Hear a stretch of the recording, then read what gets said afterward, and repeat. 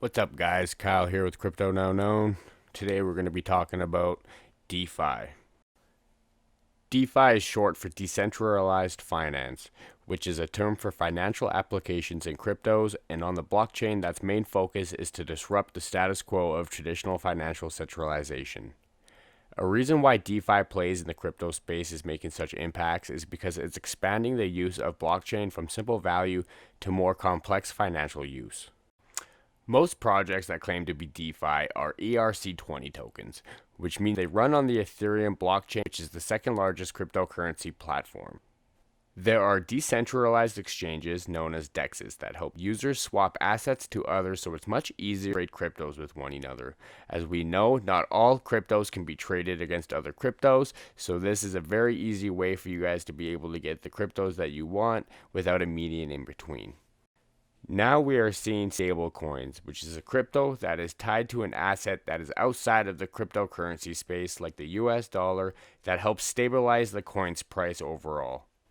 We are now seeing lending platforms which use smart contracts to replace middlemen such as banks that manage the lending in between.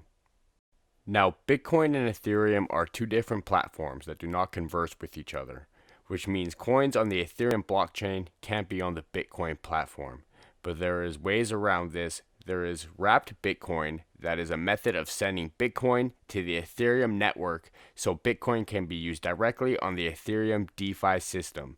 It also allows holders to earn interest on the Bitcoin they lend out on the DeFi lending platforms. There is DeFi prediction markets for betting how the outcome for future events such as traditional options trading. The goal of DeFi version is to offer the same functionality but without the middleman. Aside from all of that we have just listed, there are many DeFi concepts popping up all the time, like DeFi apps are open source, so that means that the codes are public for anyone to view, so people can use them to piggyback new apps. There is also applications that entice users to use their platforms by handing out free coins, which has been the biggest form of farming we have seen yet, which is called liquidity farming.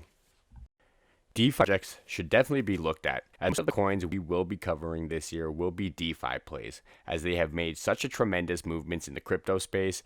They all have been mooning, which we will be covering in the upcoming video of our coin of the month.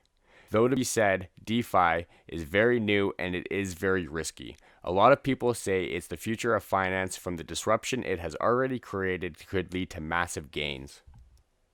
We know it's hard to separate safe projects from the shady projects for good reasons, as there's been plenty of bad ones, which is why we always do our due diligence in looking into the company and the tech behind each project we are looking to invest in, guys.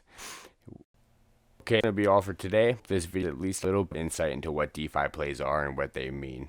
If there's any topics you'd like us to cover, please feel free to leave a comment. If this is your first time here, please hit the subscribe button and leave a thumbs up. That's all for today, guys, and see you guys next week. This is Kyle with Crypto Now Known.